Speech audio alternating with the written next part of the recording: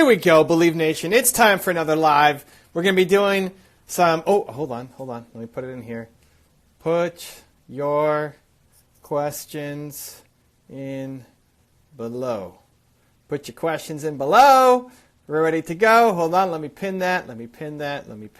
Come on. There we go. Let me pin that. There we go. All right, we're here. Believe Q&A session. I've got my special guest and co-host, Alexander Sayan, joining us. Waiting for him to accept. There he is. He's got his water. How you doing, Alex? Doing great. Coffee, actually. Yum. Wow. Okay, I'm going to turn you down a little bit. That's what we do. We turn Alex down. So, guys, here's the plan. I'm going to be playing some League of Legends. I'm trying to get the gold. We're going to do Q&A. You guys ask questions. Alex is going to pick them. He's going to answer it. I'm going to answer it. We're going to move on to the next one. Alex, you ready to do it? Absolutely. Let's do it. Now, Alex has the worst win record percentage so far. Not the worst number of games. Not the worst number of games. The lowest win percentage, tied with Marion for the lowest win percentage. Good news, though. You'll feel happy about this. Marc lost yesterday. I'm not happy about Marc losing. Oh, that's a good answer. Marc had the only unbeaten streak, and now he lost. So Marc is 3-1. Alex is 1-2. Jeremy's 4-1, and Marion is 2-4. So we're gonna hopefully turn it around. If we get 3 victories today, Alex is in the win column. We'll see what we can do. But first, your questions. Put them down below. Let's go. What do you got? All right, let's get started. Okay, so we're going through it. So we got one question right now coming from Yoga Pilates Anywhere. Oh, no, we have one earlier, actually. Hold on one second. We have from Real Deal Dietitian. How your favorite way to stay? What's your favorite way to stay positive? Got it. What's your favorite way to stay positive? So for me, my morning routine really helps me. So I make sure not to watch the news, and I run a dance school, so I'm checking the news because I need to figure out when I can actually open up and bring my students in. But first thing I do is definitely don't watch the news in the morning, and I watch inspirational videos, a lot of videos from Evan's channel because it really shortens my search for it. You know, Les Brown, I love Les Brown. Les Brown in the morning, TD Jakes. So I fill my mornings with positive people and positive information. What happened? They banned Teemo. We're not playing Teemo. We're going up to my backup character. It's gonna be harder to win. This is the start. Best. All right, let's go, Alex. That mountain is gonna be so much more enjoyable once you climb it, yeah? Let's go. So that's my way. So my morning routine is important for me, and I watch inspirational videos. And now I'm working out in the morning as well, so that helps elevate all the hormones, endorphins in my body. So 2 ways: workout and inspirational videos. Evan, what about you? Hey, Paul. What are endorphins, Alex? Endorphins are the things that your body releases that make you feel good and happy. No, am I wrong? Anyway, good. I think sticking to your morning routine in a time like this is actually super important. When chaos is around you, when you're working from home now and you're not used to it, when there's so much chaos, having stability, I think, is important. So if you didn't already have a morning routine, it's time to create one. And if you have one, it's time to stick to it, because starting your day off and not just checking the news and descending into fear and panic is important. It's hard. It's a lot harder to check your morning routine and keep it in check, but super important. Next, whatever your one word is, that's what you need more of. So if you want more positivity, then you need to surround yourself with the things that make you feel positive. So people, books. I like the book behind you there, Sayan. That's I didn't notice that. Oh, that book over there, over my shoulder. Oh my gosh! Oh, that little book. Sure. I haven't heard of this book yet, and it's actually got the signature from the author. Oh, can you believe that? I believe. Yeah, can you believe that? Yeah. Okay. We'll get in the game and see what we can do. I already read it once. I'm looking forward to reading it again, actually. So whatever helps you feel positive, now that has to be in your routine, in the videos you watch, the books you read, your environment, the people you start hanging out with, right? I want more belief in my life, so I watch the videos on my own channel. That's why I create this office that I'm in here, right? So whatever helps make you feel positive, you need to have more of that, especially now in your life. Yeah, I mean, look at that. Arnold's first rule is believe in yourself. Awesome stuff. So I surround myself with everything that makes me feel like I believe in myself, including Evan's cotton and books and just Evan. Evan's cotton? Content. Oh, content. Good. I feel like Cotton. we need a Well, cotton wait, band. I have one of your sweaters, right? Like I have a Believe sweater. I have one or two of them. So even Evan's cotton, apparently, which is, oh my, can I just say total sidebar here? Mark and I were talking yesterday and we're talking about, you know, how everyone's at home and we're watching the diet and whatever. And I just thought of a genius idea. Evan, you know, like food is important for you, but more important is your health, right? So like you're not always picky about what you eat, but if it's healthy, then you're happy with it, right? So like flavor isn't the most important thing for you that I've learned, at least, right? Like, am I wrong about that? Would I say? Keep I mean, going. I'm waiting for this to end. anyway, so I'm thinking, I'm like, ultimately, like, if you could just eat gruel that gives you all the nutrients, you would do that. And then I thought, okay, what about an IV? An IV that just goes directly to you, that goes like that gives you all the nutrients you want, and it just keeps you in hustle mode and super productive. And then I thought, Evan, trademark IVs. Everybody gets a little believe in them. Okay, just think about it. I don't know, it's crazy, but I don't do needles. I don't do needles. IV is not going to happen. I don't do needles. protein bars. Evan, protein bars. Oh, speaking of which, check out what the delivery system just came in with. AKA your wife. There we go. Looks Look amazing. at that. We got. Is this amazing. pork or chicken, Nina? Tuna? That's tuna? All right, tuna. All Carmichael right. cotton would be the best cotton ever. Softest. I like the cotton. Okay, next. All right. Do you pick the people who talk? I mean, sure, yes, but I might just go literally one by one from the top down. I pick the question. So, how to deal with people that how do you deal with people when you put boundaries up, they confront? How do you deal with people? How do you put up boundaries? I guess, how do you put up boundaries with people? I guess that's the question. How do you deal with people that when you put boundaries up, they confront? Oh, I see. How do you deal with people if you gave them boundaries, but they don't respect them and they confront you about it? That's the question. So how do you deal with boundaries? For me, my thing has been, they should not be in my life. If I'm putting up boundaries and I'm trying to be sincere and caring and I'm like, hey, you can't talk to me like this, or hey, behaving like this is really going to hurt us, and they keep breaking that, then they're clearly the wrong person for me. And so I'm just not spending time with them, or to the point of I tell them, hey, you can't be in my life. I'm sorry. You belong somewhere, but you don't belong in my life, because everybody belongs, but not everybody belongs in my life. That's my approach. If I put up boundaries, they don't respect them. They're confronting me about it. They're not understanding me. I push them out. Evan, what about you? It's not a boundary. If they're not respecting it, you've allowed that to happen. You're not respecting it. You're not respecting your own boundary. You've let it happen. So you have to set the rules and then enforce them when they're difficult. Alex has this awesome thing on above his desk. Can you show us what it says, Alex? Yes. Is it? Yeah. Let's see. Right here. Okay. Better 3 hours too soon than a minute too late. William Shakespeare. So Alex used to have a history of being late for things, and there was one meeting we were supposed to have it at the dance studio, and I bought him a coffee, his favorite coffee, ready to go, and he was late. He didn't show up, and we had important stuff to talk about. So I wrote that message on the sticky notes. I put it on the studio mirror, and then I left his coffee on the floor and left. Yeah. Goodbye. That's a boundary. What you've created is a request, but not an actual boundary. That's what you need to fix. You're not respecting your own boundary. Fix it. When you respect it, others will too. It's not their fault. It's yours. Awesome. The next one. How do you stay mentally focused when everything going for a business owner like myself, with everything going for a business owner like myself, how do you stay mentally focused with everything going for a business owner? Oh, that's a great question.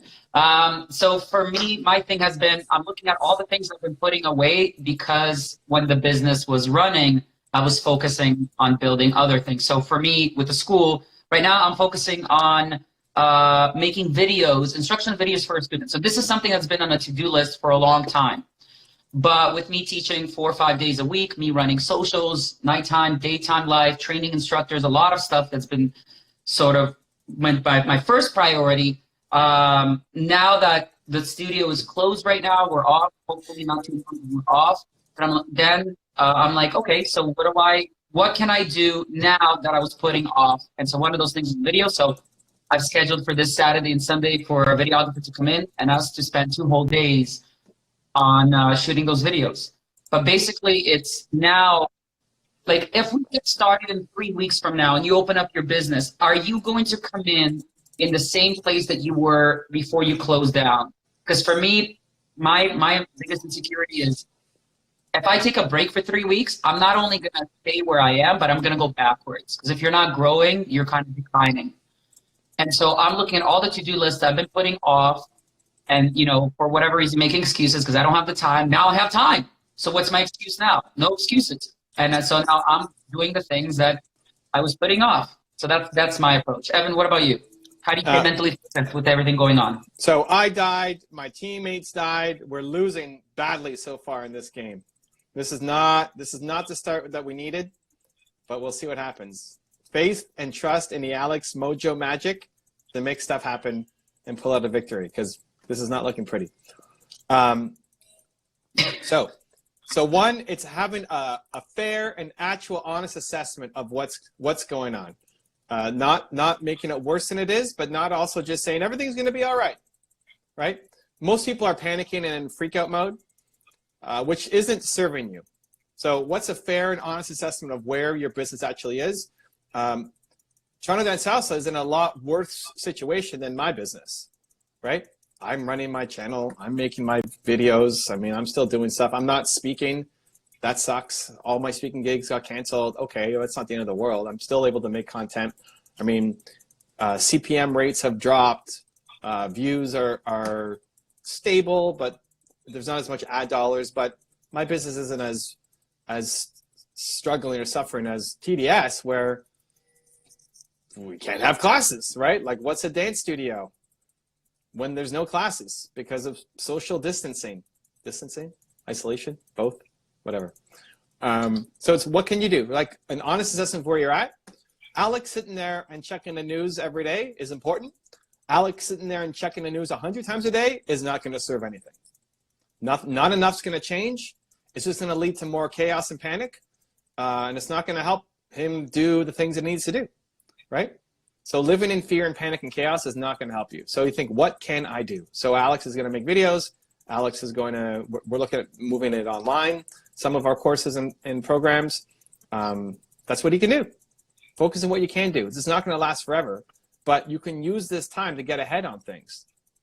Most people are using this time to live in panic, fear, and then escape. Here's an example. Most thought leadership content is down right now.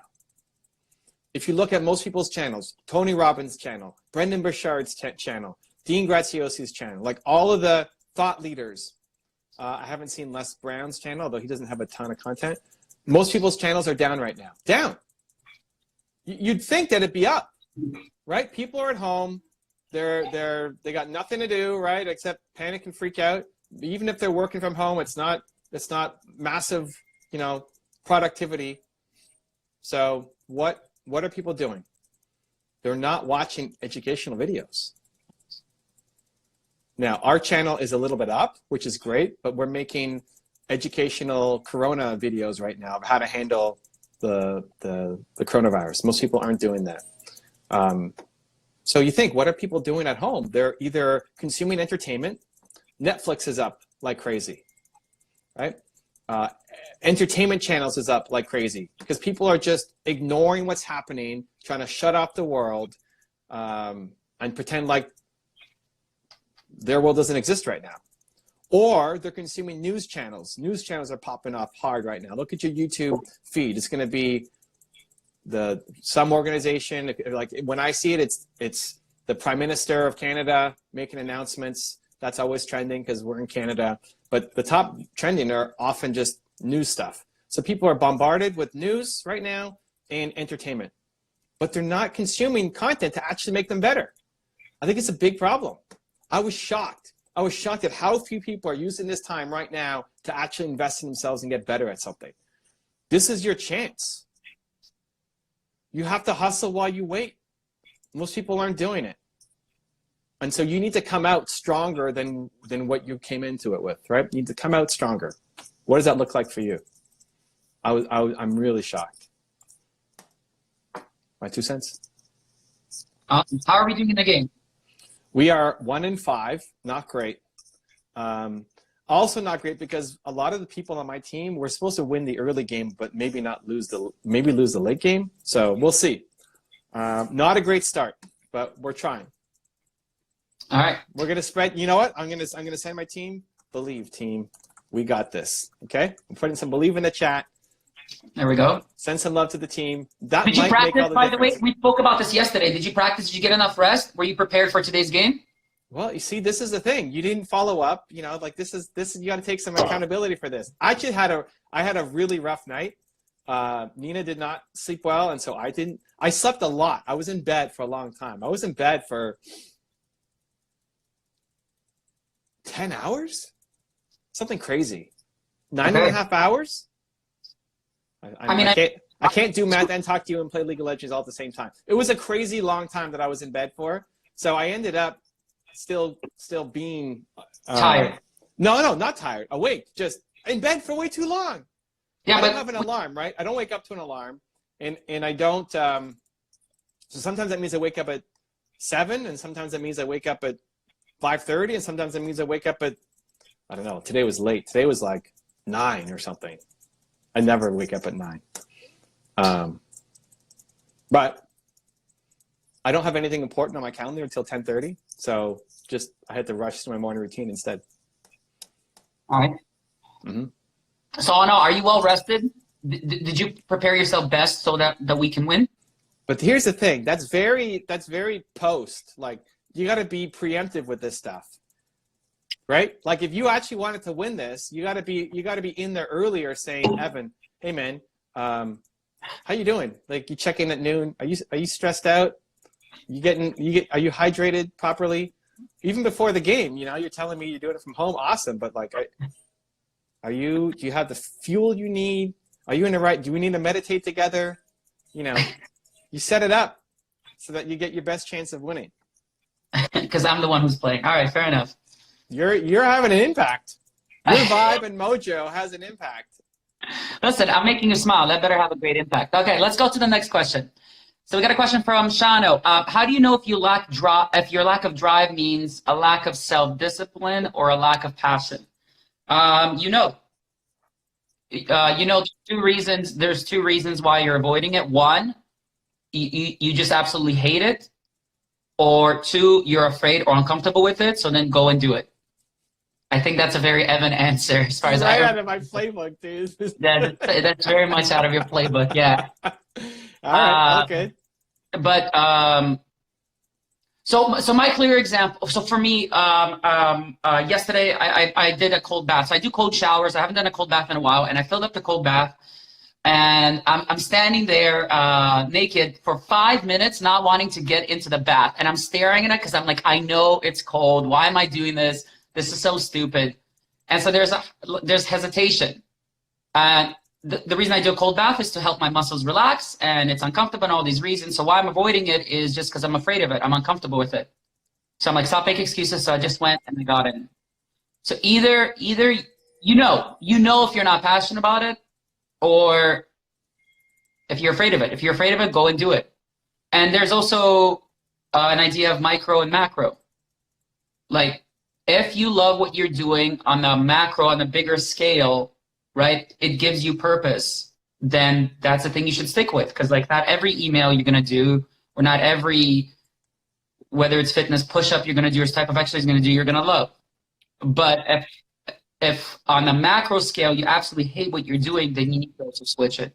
You need to switch to something else. So if it's annoying on the small scale, go and do it. If it's annoying, you hate it on the big scale. If it's on the macro scale, you hate this thing, then you need to be looking at something else. That's my answer. 2-part. Longer than I should have said. But Evan? How do you know if you lack drive, if your lack of drive means a lack of self-discipline or lack of passion? It's almost never a discipline issue. So it's what Alex said. You're either afraid of it or you don't want to do it. Either way, the answer is action, through or away from it. So let me do a follow-up with that, because you said it's almost never a lack of discipline. Well, you look at students who are in university, in college, in high school, and they avoid homework because they don't want to do it. Right? Yeah. Like good study habits of being like, for 30 minutes, I'm going to work and then I'm going to do something else. Isn't that part of discipline that can help you get through those things too? Like having a schedule, or right, like for me, I rate myself out of 10. I give my score myself out of 10. So I have to complete certain tasks. If I complete them, I give myself a 10 out of 10. So that's a part of discipline. What role does discipline play in you being productive? A small one. It's only what you're doing daily. But you can't have, most people think discipline against the big goal. So you have to be, if you're following through on the goals you set for yourself, it's got to be goals that you actually want to do. This is where people often fall down. I'll do whatever. No, you won't do whatever it takes. Nope. No, you won't. Not if you don't love it. Not going to happen. You won't do whatever it takes. You'll do whatever it takes for a short amount of time. And then people blame discipline as the reason. No, you just never loved the thing and you shouldn't be doing that thing. So discipline is helpful for short-term things. But the question he's asking is a big picture question. Yeah. It's nothing. Discipline is not the problem. You're doing the wrong things.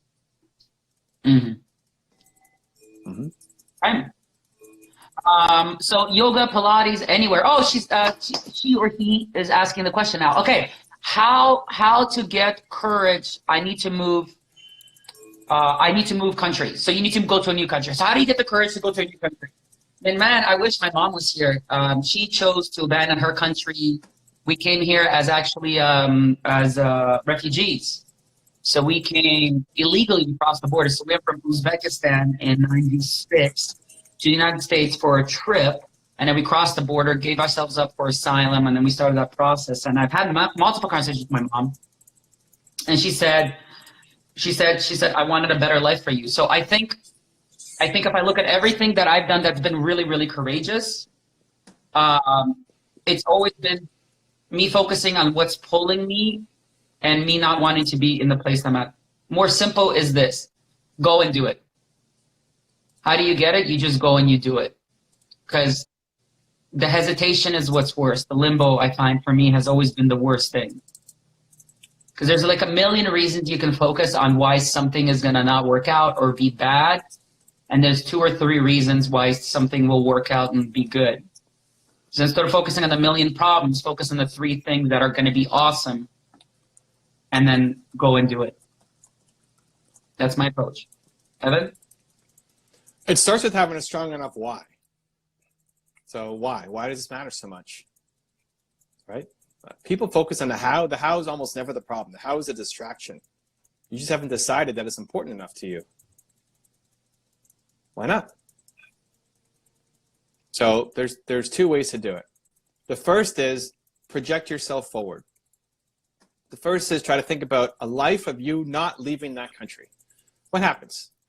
What happens if you're still there for the next 4 years, 5 years, 10 years? 10 years later, you're 10 years in the future, you're still here. You're still in the same spot. And this isn't just about moving to a country. This is about any of the important goals, any important things that you say that you want out of life, right? 10 years of you staying in the exact same spot. Your business, Alex, if he doesn't build it up, 10 years of doing the same thing, the same students, the same level, right? Like start to inflict some pain on yourself. That's usually a great first start. because you say you want it, but it's just not important enough to you. But when you realize if you don't change, you got 10 years of pain and suffering, or 20 years or 40 years, it can often be the impetus to allow you to get off and actually start to make the change. So why, right? Why? That's step one.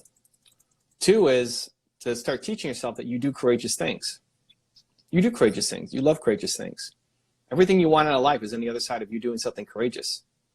So this is a very important time for you right now, because you're not allowed to walk away from something like that and play small. It's better not even to catch it. It's better just to be ignorant of the fact that you're playing small than to catch it you're playing small and then accept it. You've accepted that you're not courageous. You've accepted that you want to do something and you're not going to. And the problem with that is the next time you want to do something big or courageous, you're going to, again, say, I can't do that.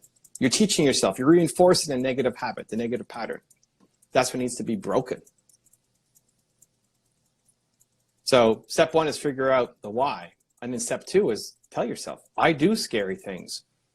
I am bold. I am powerful. I am confident. And then go prove to yourself exactly what you're made of. Beautiful. How are we doing in the game? I'm doing okay. I'm 3-2. The team's 11-19. So we're still losing, but we're not losing more than we were. So we've kind of, my team wants to surrender though. So this is a problem. Anyway, we'll see what we can do. We'll see how we carry this. Listen, it takes a lot of courage to surrender. All right. I'm not surrendering. That is not happening. All right. Next question is, how do I discover myself better? That's a great question. Figure out your one word. Go purchase the book. Figure out your one word. So, what was the question? How do I figure myself out better? How do I discover myself better? How do I discover myself? Got it. Okay. Yeah. So, so I was fortunate enough to be with Evan when he was just writing the book. Alex hated the idea.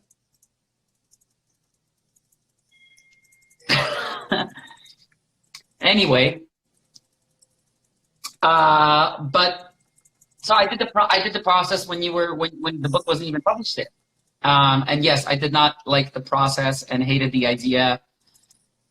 But looking back now, building my whole business around belonging and building my whole life and my decisions around my core value, it made a big difference, because the basic process is you figure out all the things that make you happy, the books that you pick, the people that you pick, and from that list you figure out what's the common pattern, what's the common pattern that draws me to the people, to the videos, to the foods, to the environments. And then you make a conscious decision to put yourself in those places more often once you figure out what your core value is. So for me, every time I've surrounded myself with people who don't make me feel like I belong, I've suffered.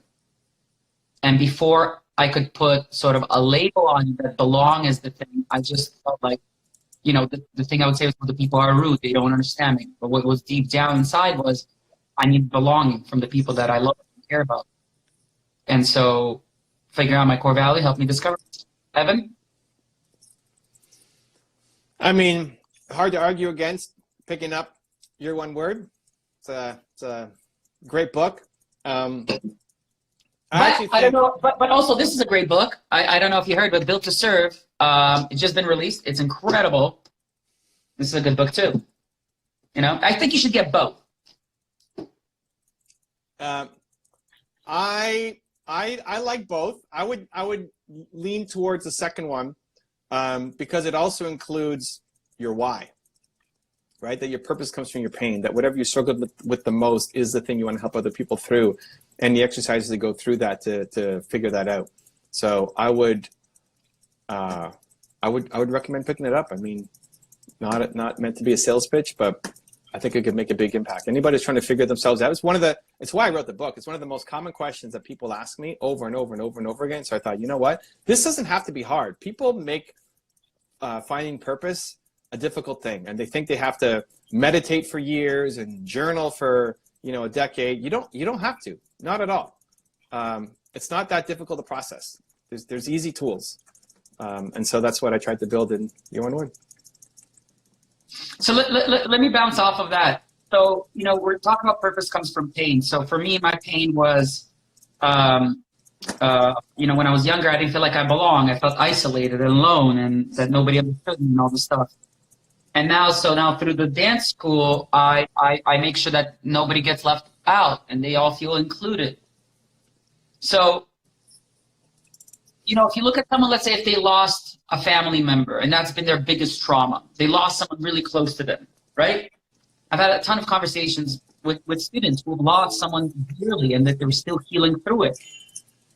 Does that mean then that they need to go and help other people who are grieving and that's the purpose? Like when you're talking about connection of purpose from pain, I mean, I'm assuming it doesn't necessarily mean you go and do the thing that you have pain in, but in some way you help people go, you know, heal through that, right? Like, so all the outcasts, for example, from my perspective, I felt like an outcast. And whenever I feel an outcast, I go make it more of an effort to make them feel included. So for someone who, let's say, lost someone really close to them, does that mean that they go need to be a therapist and help people who've lost and grieve through it? Am I making sense? Yeah. So what do you tell them? What would I tell them? You said you're already dealing with this. You said you already have people who are dealing with this and you're helping them. So what do you tell them? I'll be honest, I don't have an answer for that. I don't. I mean, okay, so here's okay, wait, hold on. Here's my answer. What I see is, you know, when I wanted to be a marriage counselor originally, when I wanted to be a cop, the consistent thing was I wanted to help people and I wanted to serve people. I was built to serve right there. But the trend has always been me helping people in need. And the isolation and the not includedness kind of came to fruition in that way in the school, but it was always in me. Right? Like me helping couples stay together means their kids get both parents. Okay, but what do you tell them? Your story doesn't matter yet. The story you tell depends on what the problem is. Absolutely. So this story doesn't matter yet. What are you going to tell them? Is their purpose? They're saying, is my purpose to help people who are grieving or not? I mean, I'd ask them, is it? Is that the thing that pulls them? Right? Like, okay. You talk about passion. Like, does that idea excite you? If you put yourself forward a couple of years, does that excite you? Okay, so we'll shortcut it. It's very rarely grieving. Grieving is very rarely the thing. Because it's short term. The thing that is the thing is when you felt the most worthless as a human being, not just when you felt sad or really low. And if your mom died or your father died or somebody super close to you died, awesome. Grieving is important. You can't just ignore it. But when did you feel the most worthless as a human? Worthless. I suck. When was that moment? And that's not the emotion of grief. There's something else. The most powerless. Another way of thinking about it. Worthless. Most worthless as a human being. When was that? That's what you want to help other people through. Now, if it's tied to somebody passing, maybe it could be it. But as a general rule, grief isn't the right emotion. Grief is sad. Grief, you have to feel sad. You should. It's, of all the negative emotions, it's the only one that you should really lean in on when it comes, because you can't force yourself out of it. You shouldn't. Pretending like it doesn't exist is not going to be a great solution. So grief is usually not it. There's got to be something either attached to it, or you're just picking the wrong moment because you're feeling it right now. And I understand that, but that's not your life's purpose. So how do you draw that line between that worthlessness is the way to indicate it versus grief? I know you said grief is temporary, but some people grieve for 5, 6, 7, 8 years. They're still grieving. Right? Do you feel worthless? You can feel sad and in grief and you miss the person, but do you feel worthless? Do you connect to that? Mm-hmm. If you feel worthless, then it's tied to something else. Somebody else passing is not why you feel worthless. It was just a really sharp moment. You feel worthless because that person dying means you don't have something that you have always missed. Like it might be something like belong. Like this is the only person that made you feel belong, and now they're gone. So the problem is still belong. Mm. You don't feel worthless because they're gone. You feel worthless because of something else. That's what you need to figure out. Right. Grief doesn't count. Awesome. Might make sure to save this Instagram live. Actually, I don't need to. You post them on YouTube, and you save all of your Instagram lives on your new channel. And? No, I'm doing a little plug also for your other channel. Oh, okay. How are we doing in the game? Not good. Now it's falling apart. I'm doing well, but team is not. Mostly because one of our team members has 0 kills and 11 deaths. So this guy is making it really hard. He's making it really hard to win. Wait, was he the same person on your team yesterday too? Probably not. Interesting. Interesting. So all I'm really influencing is you, not your team, with your theory. No? Yeah, you're influencing me. Good luck or bad luck, it's not based on your team, it's based on you. Because I thought it's always the same people that play on your team. No, it's always different people. Oh, I didn't know that. Yeah, it's always different people. Speaking of games, someone's asking, what do you like to play after Teemo? Who's your next character that you like to play? Heimerdinger is who I'm playing right now. I'm 4-2 on Heimer, but not good enough for where we need to get. So it's very sad. I'm not happy about this, and we're doing our best to try to win, but I don't know. We're doing it. We're trying, fam. We're trying. Keep going. All right. So next question is, when you want to accomplish so much, how do you put focus on one thing? So for me, I want to make everyone in the world feel like they belong. And I want there to be a TDS in every major city. Toronto Dance Halls, I want our school to be. That thought, when I think on that scale, is insane, right? But it's not at the same time. So what I need to focus on is, what do I need to do now, today, this week, to build towards that? So whatever the big, massive goal is, what do you need to do today? Which means I need more instructors. I need better instructors. I need to be a better leader. I need to be a better coach. And so I'm focusing on the things I need to do today, tomorrow, this week. What are the boxes I need to tick off in order to accomplish all those major things? Because for me, I don't know if people can relate, but I get overwhelmed with anxiety. When I look at the big thing and seeing like, oh my God, this beast, this dragon I have to beat. And it paralyzes me sometimes in the current. And then I avoid the daily things I have to do that I know will get me there. Whether it's been my weight loss journey or whatever it is. Like, I lost 40 pounds. And it's like, how the hell, when I used to weigh 191 pounds. Now I'm 152.3 as of today. Anyway. How much did you drop? 41 in total. Now my new goal is 145. So after this, it will be 47 pounds I would have dropped once I get my goal. Anyway, the point is, when I started at 191, I would never have imagined I'd go that low to 150, right? Like that's insane for me. And so that thought was like, there's no way to do it. But it's like, okay, what do I got to do today? Today I got to eat healthy. Today I got to go work out. Today I got to stick to my calorie counting. So when you want to accomplish a lot, for me, my answer is, what do you need to do now to build the micro goals, the steps, right? That's how I approach it. Evan? All right, well, we lost. So updating Alex's record to 1-3 right now. Very sad.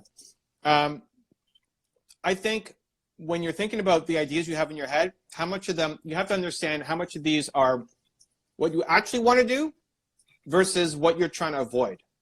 So if Alex has his list of things that he's trying to do, but he's afraid of it because it causes him anxiety. So instead, he's going to go and watch some video on 9gag or whatever he used to watch. It's not that he actually wants to do that. It's that he doesn't want to do this thing. He's afraid of this thing. So the answer isn't go all in and be a 9gag contributor, right? He's doing it out of insecurity as opposed to actually wanting to go off and do that thing.